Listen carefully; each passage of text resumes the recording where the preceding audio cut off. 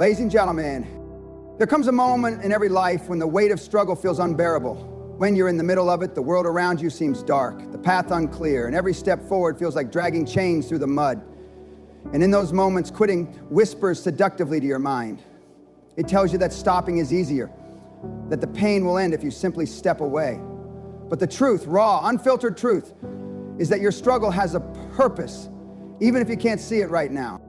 I want to speak to you not as someone detached, standing on a pedestal, but as a human being who has studied the brain, the body, and the spirit of resilience for decades. Science shows us something fascinating. The human nervous system is wired to adapt under stress. When your brain perceives struggle, it begins to reorganize neural pathways, laying down stronger connections. Think about that for a moment. Every hardship, every sleepless night, every tear, every doubt is literally reshaping your brain to become more resilient, sharper, and more capable. Quitting interrupts that transformation. Struggle, therefore, is not punishment, it is instruction. Take the story of Thomas Edison. Thousands of failed experiments before the invention of the light bulb. To the outside world, those weren't experiments, they were failures, stacked like corpses.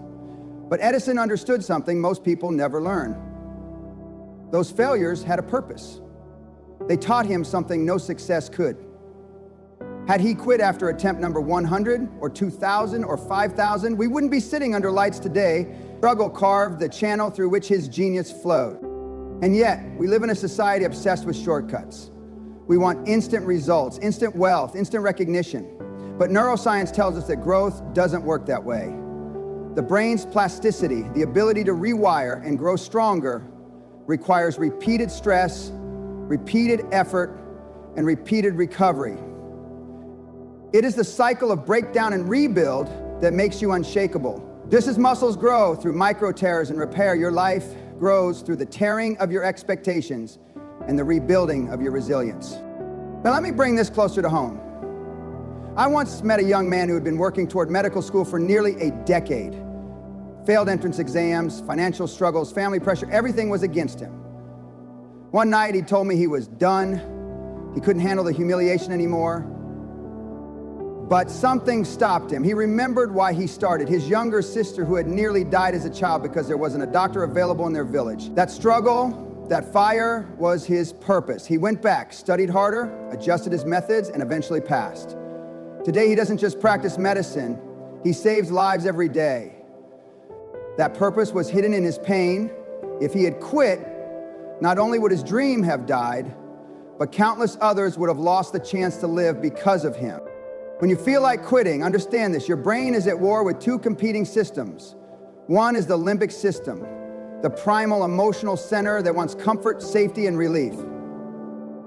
The other is the prefrontal cortex, the seat of logic, vision, and discipline.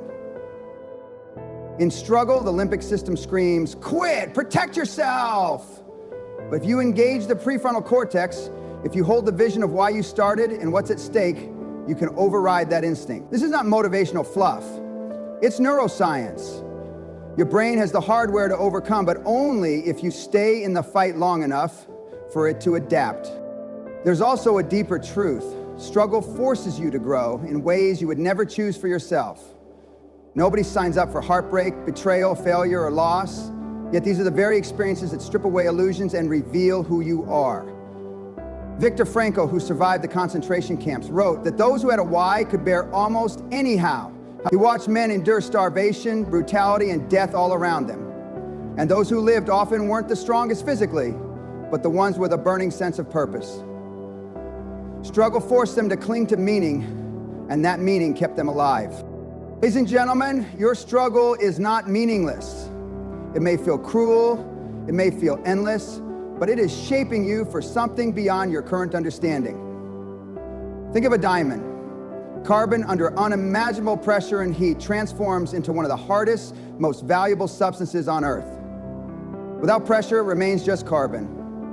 You are the same. Without struggle, you remain untested, unrefined. And with struggle, you are transformed. I've spoken with elite athletes, entrepreneurs, soldiers, and everyday people who faced unthinkable adversity. And there is one common denominator. They all faced the temptation to quit, but they didn't. A marathon runner I once interviewed told me that the hardest part wasn't the last mile, it was the middle. Around mile 15, when the adrenaline wore off and the finish line wasn't yet in sight, that's when his mind screamed to stop. But he discovered something extraordinary. If he just kept putting one foot in front of the other, his body adapted, his rhythm returned, and the finish line eventually appeared. The middle, the point of deepest struggle, is where most people give up. But if you endure there, you break through to a level of strength you didn't know existed. Science confirms this. Psychologists call it the zone of proximal development. It's the space just beyond your current ability where tasks are difficult but not impossible. Living in that zone is uncomfortable, but it's where growth happens. Quit too soon and you rob yourself of the breakthrough. Stay in it and you become more capable than ever. And let's be brutally honest here. Struggle exposes your excuses. How many times have you said, I can't because I'm tired, I'm broke, I'm unlucky, I don't have the right connections? Struggle strips away the facade and asks you, do you want this or not? It's not about resources, it's about resourcefulness. History is littered with stories of people who had nothing, no money, no backing, no easy road, yet they built empires, movements, revolutions. They had no excuse strong enough to outlast their purpose. Your struggle also serves another role. It becomes your testimony. People listen to those who have bled. People follow those who have scars. The leaders who inspire us most aren't the ones who had it easy. They're the ones who went through hell and came back carrying fire in their hands. Struggle gives you credibility, it gives you authority, it gives you a voice that others can't ignore. So when you feel like quitting, when the weight feels unbearable, when the road looks endless, remind yourself, this is not random. This is training. Your struggle has a purpose, and that purpose may be bigger than you. The family depending on you, the community watching you, the generations that will come after you. Every step you take, every hardship you endure is creating a ripple effect beyond your sight. And maybe, just maybe, the purpose of your struggle is not just to achieve something, but to become someone. To shed the weak, fearful, excuse-making version of yourself and rise into the person capable of carrying the dream you've been entrusted with. Don't quit now, because the story is not finished.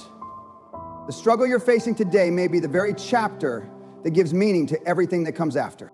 Imagine a seed buried in the soil. For weeks, maybe months, it lies in darkness, no light, no sign of growth on the surface, just suffocating weight pressing down. If the seed had a voice, it might scream, I'm trapped, I can't breathe, this is too much. But beneath the soil, transformation is happening. Roots push downward, stability is being formed, resilience is being built.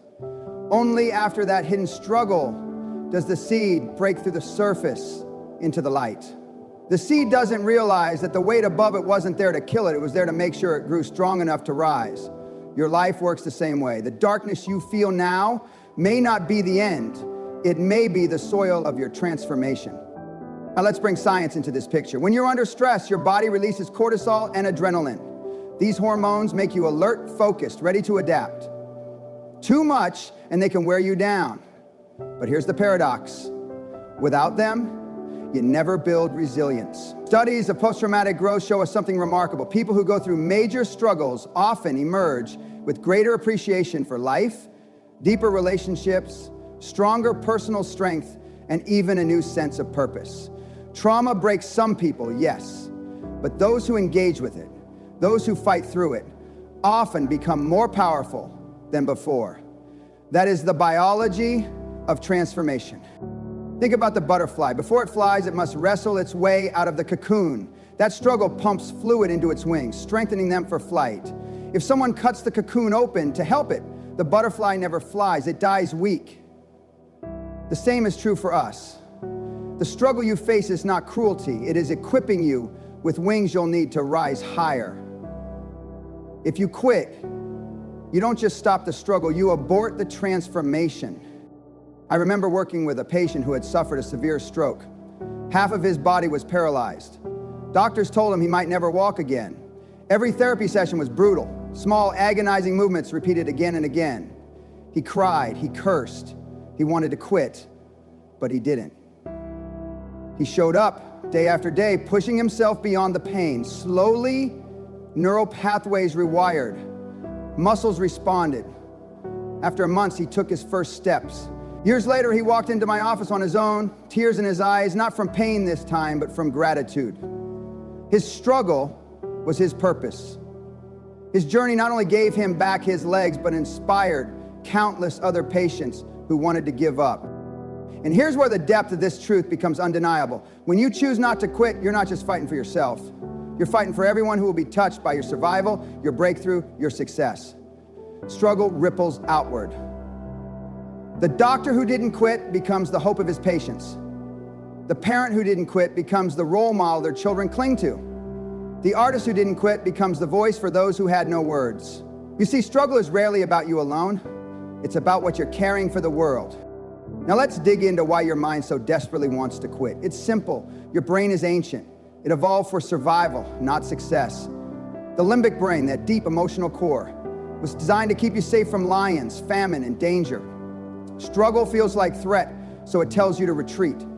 But we no longer live in caves.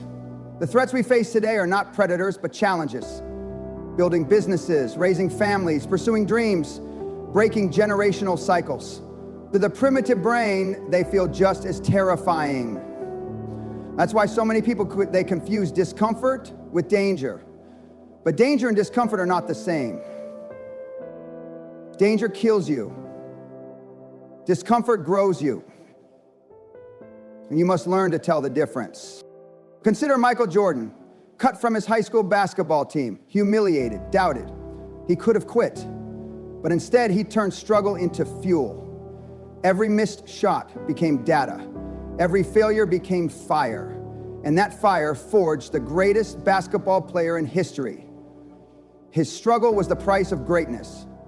If he had quit, his name would mean nothing today. We can go even further back. Abraham Lincoln lost elections, faced bankruptcy, battled depression, and buried loved ones. At every step, he had a reason to quit, but he didn't. His struggle had a purpose, to prepare him to lead a fractured nation through its darkest hour. Without those scars, he might not have had the strength to carry that burden. Struggle shapes leaders long before the world sees them as leaders. And yet quitting is seductive because it promises relief.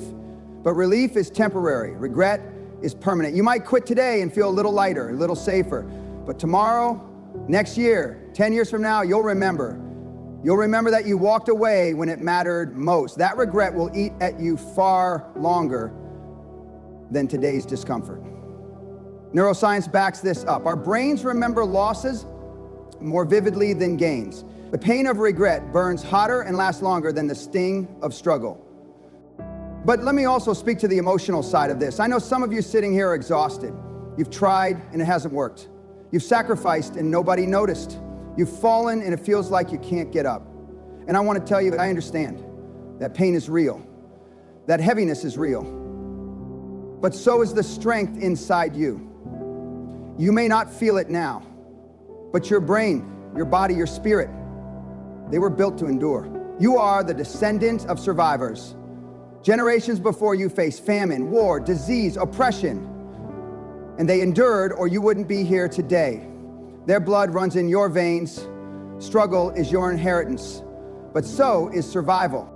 Think of Nelson Mandela, 27 years in prison, nearly 3 decades of wasted youth, stolen freedom, and daily humiliation. He could have quit. He could have given in to bitterness, but he didn't. He understood that his struggle had a purpose larger than himself. When he walked free, he didn't just emerge as a man, he emerged as a movement, as a symbol of resilience that shook the world. That was the purpose of his struggle, though he couldn't see it during the long nights in that cell. Ladies and gentlemen, let me make this personal to you. Whatever you are carrying right now, whatever feels unbearable, don't quit. Because what you are building inside yourself is invisible right now, but it will be undeniable later. The connections forming in your brain, the strength forming in your character, the courage forming in your soul, all of it is invisible in the moment of struggle. But when the day comes that you rise, when the world sees what you've become, it will all make sense. There is a law in physics called latent heat. Water heats up slowly, degree by degree. But at 100 DC, it transforms into steam. That final transformation requires enormous energy, yet it looks sudden. Struggle works the same way. You grind, you push, you fight, and it seems like nothing is changing, but inside you're reaching that tipping point, and when it comes, everything transforms. Don't quit before your breakthrough. You might be 1 degree away from boiling into something extraordinary. So I ask you, will you quit in the soil, never seeing the light? Will you quit in the cocoon, never spreading your wings? Will you quit in the middle of the marathon, never tasting the finish line? Or will you hold on, endure, and let your struggle reveal its purpose? Because the truth is this, your struggle is not the end of your story. It is the chapter that gives your story power.